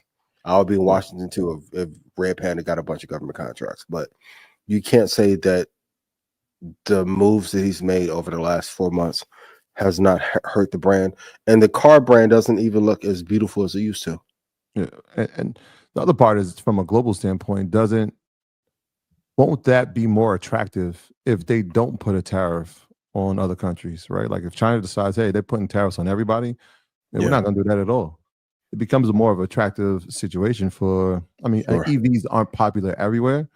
Yeah. But you could see a few countries saying like, all right, we don't need Teslas here. Yeah. And they're popping up in a lot of countries quietly. Also, only a few countries actually import cars on mass scale, and China's not one of them. Japan, Germany. These are the car producing, even like, really Germany and Japan. Those are the most cars that get produced. You look at Germany, you got Audi, you got Mercedes, you got BMW, you got a variety of different cars, and then Japan, of course, you got Honda. Back to China. China doesn't. We're not buying Chinese cars. And I was watching a report that said like the global luxury brands are down tremendously, For sure. and the one catalyst is China, because a lot of them put a huge emphasis on China. That was part of their strategy as far as growing in China. And China has lowered their spending on international luxury brands. One is just, they're kind of on eggshells with the economy, but also they have a new inner consumerism national pride. Yep. And they've developed their own luxury brands. Mm-hmm. And that's part of the communists. That's part of what we talked about before as far as the self-reliance, stuff like that. So now this car thing is right in line with the luxury brand thing, right? Where it's like, well, we're going to just buy our own. Mm-hmm. We're not buying outside brands. We're not buying European and American brands anymore, or at least at scale. And like I said, that's hurt Louis Vuitton. That's hurt a lot of luxury brands already, because they thought that China's an emerging market, the biggest emerging market. China's where it's at. So they put a lot of infrastructure and stores and money into China. And it hasn't worked out, because China did an about face and said that we're going to just support our own. So if they do that, then yeah, I mean, for sure, because who's hurting in that situation? American is making an inferior product. I've never had an American car, me personally. I've never owned an American car. And we actually purchased an American car for our company, and it's a limit. Let's talk about it. The Yukon Denali. And 19,000 miles and the engine blows out, and then they don't even have a new engine on. You got to wait a year for a new engine. This is a common thing. I've actually looked online, and all of these cars, all of these big SUVs, the Denali's, the Escalade, a lot of these American cars are inferior. They're imploding after 18,000 miles. Yeah, after 18,000 miles, they're imploding. They need a new engine. They're not working properly anymore. American cars are inferior products. Yeah. So the execs from BYD, the chairman, he said Latin America, number one target, Southeast Asia, and tariff-free UK. Those are the targets. Yeah. And think about it, in the 60s and 70s, okay, there was a desire for American cars, like probably since the 90s. There hasn't been definitely not in our culture, that like wanted an American car. Like the dream is to get a foreign car. Yeah, unless you want like a Hellcat or one of these type situations, but nobody dreams of having a Mustang anymore. It's over with. It's over. It's over. American muscle car. Your Fast and Furious got foreigns in them. You can't even get that line off with Vin Diesel. Come on, man. Like, keep going. Nobody wants an American car. Like, so now you're going to force these people to make factories in America, and that's going to take a long time. You can't just put a factory up next week. But I mean, we have to be honest about this. Like, nobody wants an American car. They're not good cars. No. And everything Claude Anderson said we should do as a community, China's doing. Yeah, you go look at their blueprint, it's almost like they remixed it for that country. They are building factories in Brazil, Thailand, Hungary, and Turkey. Good luck. So when we kept saying it's over, and everyone was like, "Oh, y'all being extremists and radicalists," and that episode sent some shockwaves, but they were needed. A lot of texts came through about last week's episode. We ran into some people in LA who were like, "Yo, I'm glad y'all said that." A couple of execs reached out, said, "I'm glad y'all put the emphasis on it because people really need to know." A lot of people in the tech world were happy that conversation was had. And then the only American car that was aspirational at a certain point was like a Tesla, and he's a lunatic, and he's ruining the value of his company. And they don't even his cars. They got to put bumper stickers saying, "I brought this car before Elon lost his mind." So the one golden child in American production couldn't stay disciplined and went off the train. Not made by a person who was born in America. Well, that's a different story altogether. But yeah.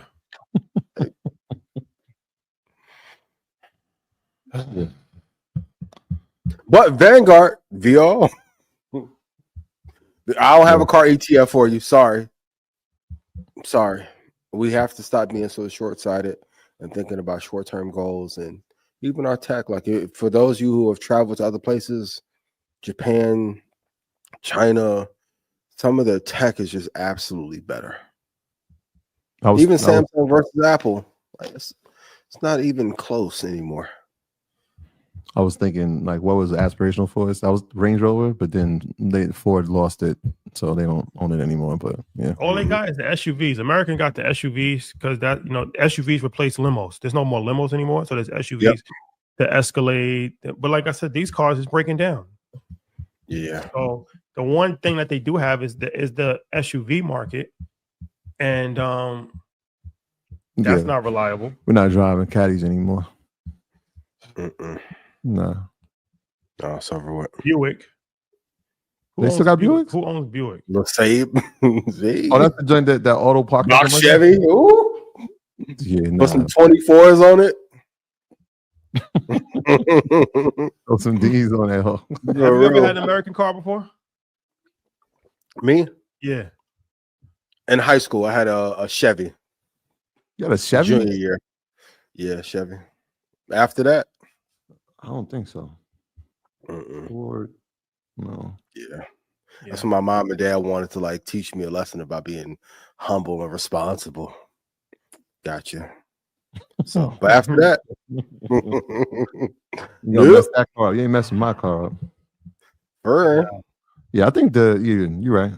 There's not a car that I'm like, yo, I would have wanted to have that car, but the Escalade was a thing at one point. Had a moment. Had a moment for sure. Escalades was tough at a certain time.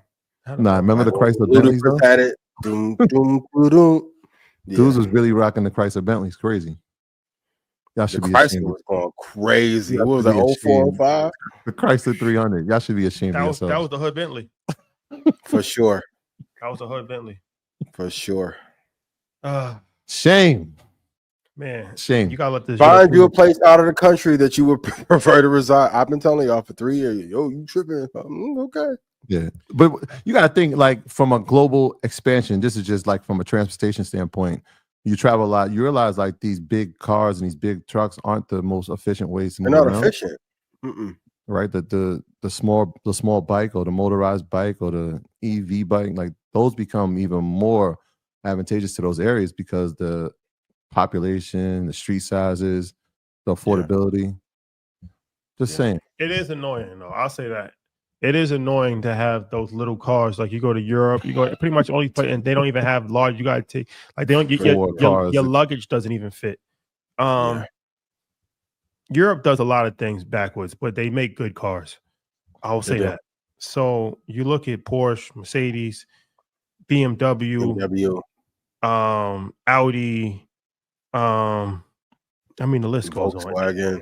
And then, of course, you got Toyota owns Lexus. You got the Italians with the Lamborghinis and Ferraris and all that. But just let the Europeans make their cars and ship them to America.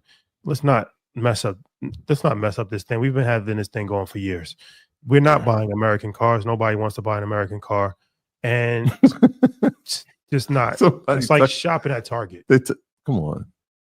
Rashad. Some people have they putting their key, they tucking their keys right now. Somebody's watching us sitting next to their girl, like, nah, he ain't mean that. How you doing that, man? Rashad.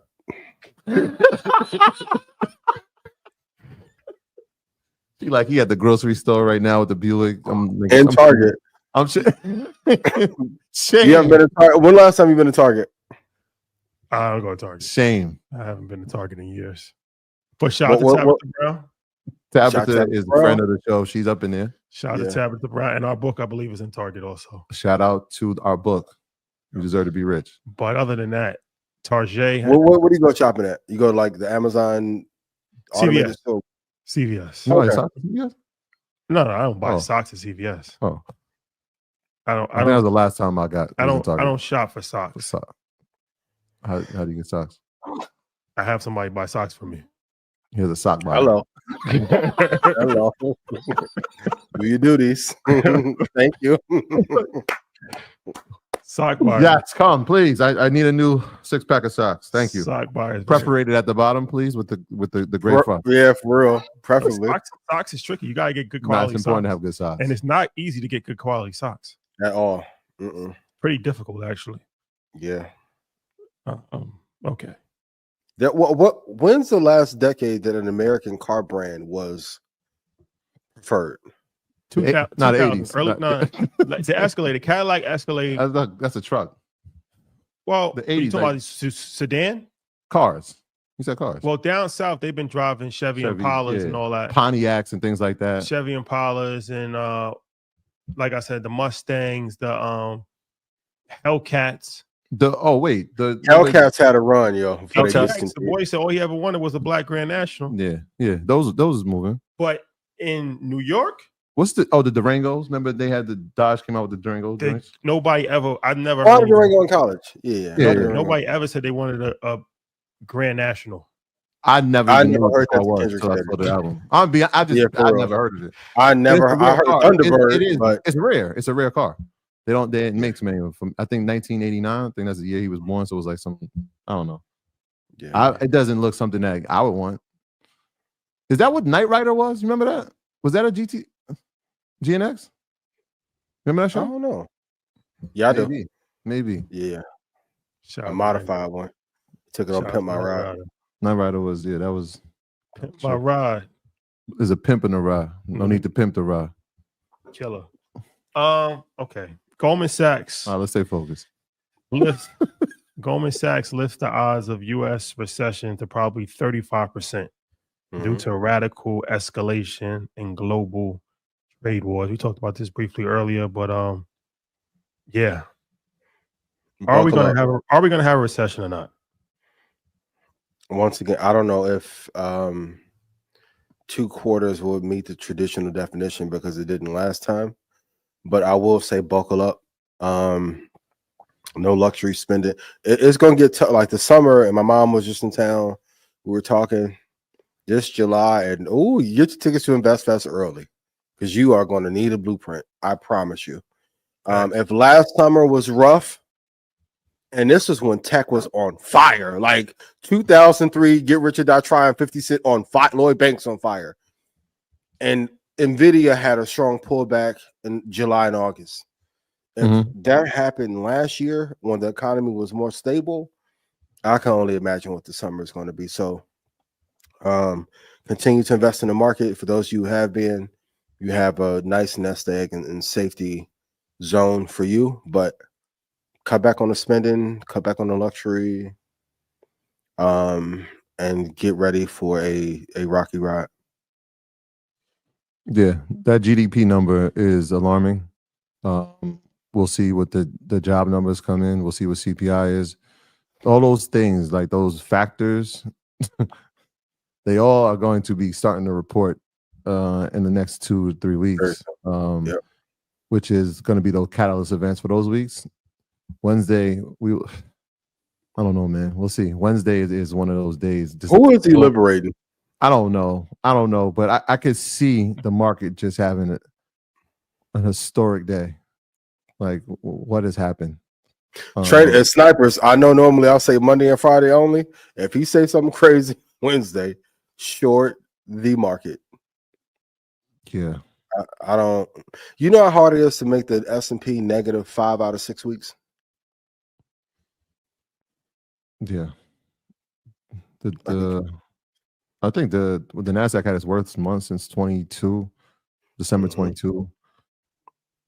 It's a bumpy road, man. But again, the other end of the spectrum is that if you had your plan, and Ian, I know you've given a lot of price targets for a lot of these companies.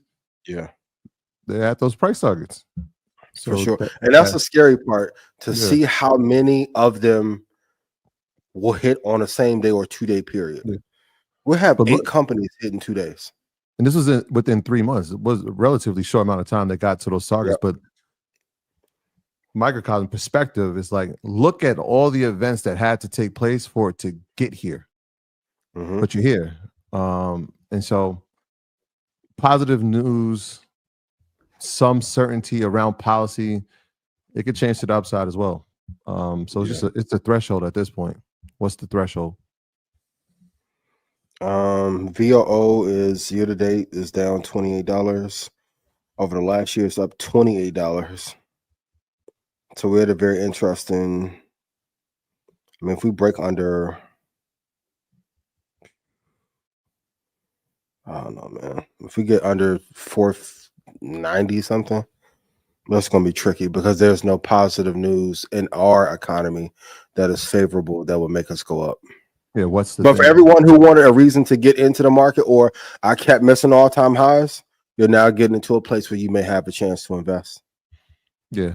What would be the thing? What would be the catalyst on the upside that would trigger, I guess, you know, in retail investors, institutional investors say, all right, we're moving up. Like, are we watching volume? What would be the thing, the indicator? Him not saying that JD Vance will be president and he'll be vice president. JD Rashad, is that legal? I'm not a. I mean, apparently, third term is a conversation. Everything for sale. Okay. As far as, let's talk Bitcoin. Let's talk a little bit of Bitcoin. Do you see more prominent companies adding Bitcoin to its investment policy to protect against economic downturns? Shout out to Financial Conspirator. He's been asking me this for like 12 weeks. Yes. If we get into an all-out collapse, this is like the holy grail asset that has a big enough fan base and adoption has been big enough worldwide. It's provided some safety for sure. Highest returning asset of all time. I do see a lot of companies being an extreme laggard and adding this to their investment portfolio to offset the losses that are going to come. I will say though, if we start to get 20 major companies to do this out of the Fortune 500, it is a sign of weakness in the economy and it won't be good. I want to be very clear. That's not going to work out for GameStop how I did for MicroStrategy. So, so if you get to see in Family Dollar or Dollar Tree add Bitcoin as an investment strategy, make some more lots in Ghana. It's not gonna be the way. Nasir Boulevard, y'all go get every property that's available for sale. Treat it like monopoly for sure. Yeah, for sure. I mean, the amount of money that it would take to even see the stock move. I mean, you got to take that into account, right? What would it take for them to effectively move them into a positive territory? How much debt would they have to accumulate to buy as much Bitcoin to watch the appreciation grow? Yep. But could I see a major Fortune 20 or Fortune 50 do it? For sure. Maybe even a Salesforce, because they have high enough profit margins where they could do it. They had a fanatic fan base for a long time. It's died down some. That would be an interesting way to do it. But yeah, be careful of everyone following the MicroStrategy, just because even I think Michael got in a little bit too late, but it's worked out for him. Getting in at this price is not going to be favorable. And Microsoft didn't do it, which is a sign of, number one, when we're talking about the cash flow amounts, like outside of maybe NVIDIA, they're close, but Apple for sure has that treasure chest of operating cash flow that is available. The fact that they had the cash flow and still decided not to do it is a telltale sign, maybe from a standpoint of, hey, we don't really need to do this, but the amount of money that it will actually cost to do it. So imagine a company like a GameStop using it as a strategy. Yeah, I wonder if anyone is going to pile into gold. Got to give Ray Dalio credit for his all weather, but I wonder if somebody else. Yeah, that's what I was just thinking about that. Yeah. We'll see. Yeah, we'll see. Okay. Q2, starting Q2. How uncertain is the sentiment going into Q2? I'm gonna be real. Outside of NVIDIA, and I think the last couple of weeks has been the first time publicly. I think the Market Monday's audience has heard me be negative on Apple. The only bright spot that I'm seeing in the stock market is NVIDIA, Berkshire, and Vanguard. If I'm just talking purely stocks, like right now, at a particular price, yes, but to dollar cost average in Apple, there would be no, other than maybe profit margin and cash on hand, there's not a huge reason to pile into Apple right now. That's not good. And don't take my word for it. Goldman and everyone else is increasing the odds of recession going up dramatically. I remember at the top of the year, especially when all the fanfare was going around and Tesla was on a high, I think the chance of a recession at the time was 5%. And now we're at 35 before we get into Q2. So the great part is if you can find a great trade to short to the downside, the gains that you'll have in your trading portfolio will offset or surpass the losses that you have in your long term. But if I have to like bet my life on a company right now, there's not many that I will pour money into for sure. But if you do want to know what companies to invest in, I have 2 suggestions for you. 1, get your tickets to InvestFest. Number 2, go to ianinvest.com and I can tell you where to get in, where to get out, over 90 prices of where to get in. And if I made you money, please put yes in chat. That's a fact. Reimagined by Ian Dunlap. Segue thing. That's a fact, though. I mean, I look at everything is down right now as far as except for gold, but crypto is down. Stocks. What's Ethereum doing? Ethereum down. Just chilling. The price of watches is down. The value of watches has gone down. If y'all selling y'all Rolexes and APs, yeah, brother. Yeah. Discount time. Bags. Everything is down. No. Bags are still up. Well, only a few. Only the Birkins, right? Yeah. The ones that matter is still up. And the Chanel Maxis outside of that. The ones that matter. Across the board, luxury is down. Across the board, luxury is down. So that's not a good sign. All of these things are not good signs.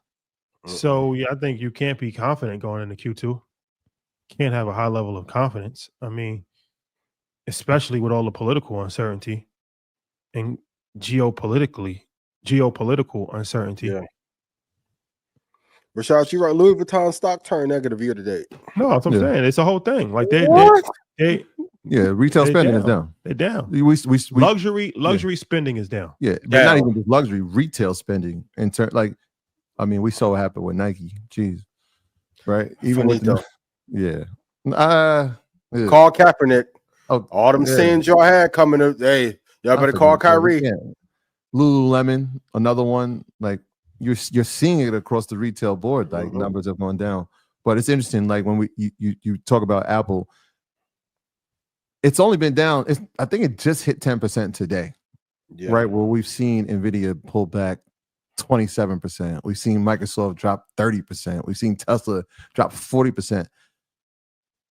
Is Apple's day coming? Like, but also they didn't pull up as far though. They were at 260. No, but NVIDIA was up 600% over the last 8. Right. I'm just saying in terms of this pullback. So they have further to pull back than Apple. Apple's just been at a consistent pace. NVIDIA, Tesla, all these stocks went up. Microsoft 600, 400%. Microsoft and Apple, if you look at their charts, look at their charts. Obviously, there's been splits. The depreciation on those they're not even, right? So like Microsoft hasn't gone down that much. Microsoft's at 370 right now. It was at 480. Yeah, so it was 20% more. How much? You can get the numbers, but I'm just feeling like is there a further drop coming from Apple? Is what I'm kind of alluding to. Yeah, but good homework assignment. Historically, go to ChatGPT. What's the largest drawdown post Tim Cook being CEO that Apple normally has? There's a reason why I have been. Yep. Steve's drawdowns were crazy. 20%. Microsoft is down 20%. I'm gonna give you the year to date right now. I just did it. It's 52-week high is 468. Right now it's 370. That's 20%. Exactly. So they're down at right. So this year they're down. I'm just from January. So they're down at 12%. Microsoft's at 9%. So it's still a pullback. Microsoft, in terms of innovation, though, like we can see that the roadmap for it, right? We can see For their sure. investment into AI. I'm feeling Apple's day when we see a 20% drop. It's coming. And Tim Cook, get your motherfucking ass out that seat. No, let's not. Okay, listen. I don't know if we get him out the seat. Man, listen, foresight. I keep saying it, yo. Okay, but I'll be quiet, peekaboo. No. Hold on. Let's put things in perspective here. I know he was 90% of notional value after Steve Jobs died. I get all the stats. They have a monopoly. Like, I think people are forgetting that part of it. They actually have a monopoly. They have a working monopoly here. And they're down 15%. Microsoft is down 20%. Similar. They have a working monopoly. Everybody has an iPhone in America. America runs on Dunkin' and America runs on iPhones. Those are the two guaranteed things in America. Like, America runs on iPhones. What's the life cycle of it? Of an iPhone? Mm-hmm. It's longer now. So then I don't need to buy it. That's true. So then monopoly doesn't. And if I tell you I'm a content creator, it's still a monopoly. And is it as profitable? Is it as appealing? Is the marketing strategy? Of course, all those things. Do they have problems? Yeah, but I'm just saying a monopoly is like you have to have an iPhone. They had to go to court because they were saying that they purposely was screwing it up when you were sending it through Androids. But that's what I'm saying. You lose your pictures, you're gonna lose your music. They're always based on future projections, right? So like when they're looking at valuations, future projections, if the sales are down on your iPhone, you're losing the Chinese market. The lifespan is longer. That means that the revenue is not going to be there. Do they even report the numbers anymore for the iPhone? Well, last year they said they're not going to do that anymore when they sell the iPhone, which, okay, you don't have to. Some companies don't do it at all. You don't have the innovative product. No, but they still have a monopoly. That's what I'm saying. No, for sure. I agree. I just think the monopoly needs to be run by somebody else. What's your quote? Had a good run. Go be chairman. We need somebody new at the helm. They just need the product. What's the product? Then you let Johnny Ive get snatched up by Sam because of your kerfuffle that you had with Steve back in the. Steve been dead, bro. Been dead. Put your little beef to the side with Steve that you don't want to tell nobody about, and go get back to Dream Team. We still need the product. They have the product. Focus on keep the main thing the main thing. They have the greatest invention in the history of the world, and it's a necessity. It's a life necessity. That's a hell of a product. Sometimes you try to do too much is when things fall apart for you. Focus on the product. They have the product. They just got to focus on it. They have the greatest product in human history. That's a hell of a product. What are you saying? The iPhone itself, or a cell phone? The iPhone. It's the greatest invention in human history. It's one of them. It's a hell of a product. It's a great product. I'm not saying it's not a great product. You ain't gonna get too many more. Like Market Mondays is a great product. Like it's a great product. InvestFest is a great product. Mm-hmm. You can't hit lightning in the bottle. Put your name on it. You stand by it. Yep. Is this? Has the iPhone evolved or devolved since Steve died? It's evolved, but it's evolved. Technology has evolved too, and you know what was impressive at one point. They're gonna have to make the hologram. That's gonna be the next. They gotta do something like that, right? Where you can FaceTime with a hologram. Their technology has evolved, but it's not as impressive because we're not impressed by stuff anymore because we have so much. And the product is good, so I don't need it. You don't need the new product. If people lost their iPhones right now, they'd be going through withdrawal. No, just get it on. And it pains me to say this. If iPhone was no longer, if there was no longer an iPhone, it's just like Meta. People don't appreciate Meta until there's a blackout, until there's no Instagram for 2 hours, and people have medical emergencies. Some will argue there's an alternative, right? I can have another cell phone. It won't be an iPhone, but you could have a cell phone with all the apps that the iPhone has. When's the last time you had another phone outside of iPhone? I'm not saying me. No, I'm just saying people. But when the last time? So the iPhone's not the number one selling phone in China, right? We know that. When China, I'll answer it. For me, probably 2010. Exactly. 2010. What is the last one you had? That's probably the last time I had. Whenever the first one came out, that was the last phone time. I had was 2007. I had it, and I went to HTC for a year. I had the Trio. Yeah, we all had the Trio BlackBerry. I had the Trio BlackBerry. I had the Trio. You didn't have the. No. It was the other one. What was the one with the wheel scroll on the side? That was a BlackBerry. That was a. Yeah, The trio had Let me the little ball in the pause in the middle. The It was trio, the great I joint. was off the BlackBerry trio after, was the once this came out, it's game over. I think that's 07. It's game over. It was 07.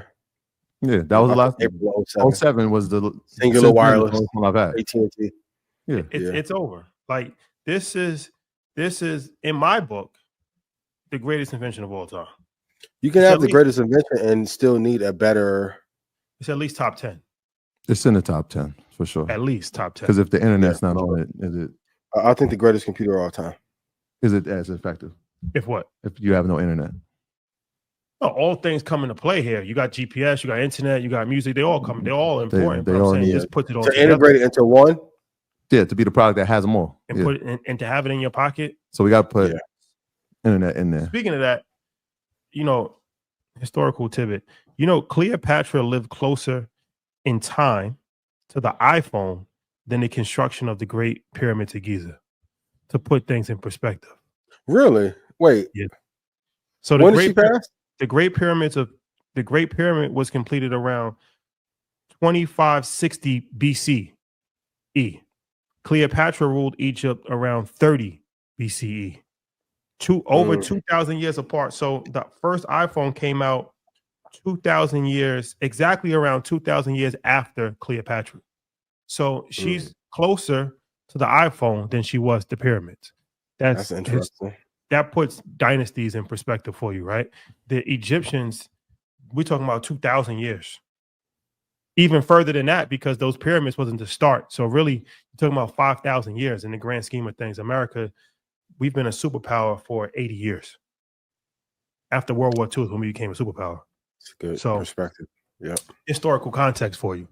Say that again. So that's crazy because like the ancient Egyptian, the ancient Romans and Greeks looked at Egypt as an ancient civilization. Like the ancients looked at them as ancient civilization. So how we look at like ancient Rome, the ancient Romans looked at the ancient Egyptians as an ancient civilization. They was 2,000 years prior to them. It's a good lesson. You cooked. Where's Billy Carson when you need him? Call him. For real, because we need to know what the crystal structures are underneath the pyramids. Yeah. Yeah. Never really. Always safe space for you, Billy. We know we love you. Okay. When will the stock market stop falling? Whenever he decides he wants to make America great again. If we get, honestly, them couple of days we didn't have the tariff announcements, the market moved up. If he can be quiet for 2 months to 3 months, the market will boom. Or if he says, I was wrong, I'm going to correct course, the market will take off to the upside. That's why I tell you guys, like, policy matters because it affects what everyone does in business. There is a hierarchy. It does matter. So I know some of you may not want to hear the political takes and leanings. This goes into the assessment of what the economy is doing, which affects stocks. Stop listening with emotion and just apply what I tell you if you want to get rich from the market. Save your conjecture. Good word. Because when I LeBron you at InvestFest, the energy be different. Stephen A, gotta stop, my boy. I would have swung on LeBron. You had a chance. Come on, my boy. It's all entertainment. All entertainment. For sure. Just entertainment. Just entertainment. Okay. Before we leave, any investing advice for expecting parents or married couples? One of the greatest pieces of advice, shout to Art, he got from Dr. Pleasant at Clark Atlanta University. If you can do it, I know everyone can't, but if you can, take one income and invest it completely, and then you live off the other income. Do that for 5 years. That was a piece of advice I was given in 2009. So kudos to Dr. Pleasant. Kudos to Art for that piece of advice. I know it's tough, but make the decision. You can either make the decision and do it and go without for a few years, and that'll be tough, or not do it and see the gains that happen in the market when they finally steer him the right way and you miss out on 600-700%, 800% gain. So that's a good one. MG, what he does is he says a house hack If you plan on getting married, buy a home before you get married. FHA loan. Each individual person get an F because then you can get one after. But as opposed to really? That's fire. You have limited options. So house hacking, he talks about that in detail on his Instagram page. We actually spoke to somebody. Shout out to the earners. They did that with the VA loan. So now, if you're dating and you both have a VA loan or you're eligible for it, you're talking about 0% interest, and I think 0% down. So you do that as single individuals, and then now you both have a house, and then eventually you get a house, got income, paying for the house that you have together. Yeah. Oh, also, I got some information. FHA loan has reached, I think, something like an 8-year high in delinquencies, 11%. Foreclosure crisis is coming. A foreclosure crisis is coming. Time to buy. You said 11% delinquencies. 3.5 sounds good. And something like 30% of Americans are behind on their mortgage, like at least 1 month behind. I can believe that. Believe that. A drought is coming. Car delinquency. Foreclosures. There's gonna be some foreclosures on the market. For sure. Foreclosures and repossessions. If you're interested in real estate. You might be able to get some deals later on. I can't wait to buy your most prized possessions when they up for auction. That's crazy. I know you think of that, man. Something's wrong with you. Call me. Ian at Joint Red Panda, my boy. I love you. I would never bring outside NDA. Same number, same city. If you look. And commercial real estate is in shambles everywhere. Listen, everywhere you go. A lot of commercial real estate, Chicago, Atlanta, everywhere. A lot of commercial real estate crisis is going on here. For sure. You've seen it. We was in LA, buildings that used to have flourishing businesses. Right? Gone. Taco spot gone, man. No way. Foot traffic light. Even when I called about my little packages at the office, even there, people showing up into the actual offices down 60%, 40% down in year-over-year growth in office space. Yo, it's crazy. Forever 21 just filed for bankruptcy. Like, discount shopping stores are out of here. All right. We got to talk about private equity causing some of this too one day, but we after InvestFest maybe. And that's why InvestFest is so important. Like, as far as the only thing that's going to be able to save you in this economy is relationships and information. For sure. You have to make relationships, and in person is no better way. And you have to sharpen your informational skill set, which is what the whole thing is built on. We added a whole day. Friday we did last year. This year we got a bigger space, but all day Friday is just workshops. All workshops. No celebrities on Friday. There's just workshops. So, man, there was a lot of bands at the NVIDIA GTC conference. Didn't see one write up on CNBC about that. Rock and Roll Hall of Fame outside. I'm like, damn. That's a fact, man. But no, it's rock and roll rolling loud. It's getting scary out here, man. It's getting real scary out here, bro. Spooky. It's getting really, really spooky out here, bro. Yeah, I see. The CoreWeave IPO was in the notes, but I think I'm gonna do a class on that because we talked about it last week when we saw companies that kept coming up at GTC. I'm gonna do that inside of EYL University because there's a lot of complexities to it. Yep. So be on the lookout for that. And then this Newsmax thing. What you know about the conservative news? It just IPO today up 500%. Conservative news. This is like that. Interesting. Interesting. Like Truth Social all over. For sure. Those have not done well. Nike is at its 2017 lows. Yeah. They got a Nike. product.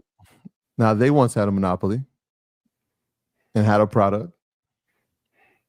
You got a spark when you started. No, I don't do that.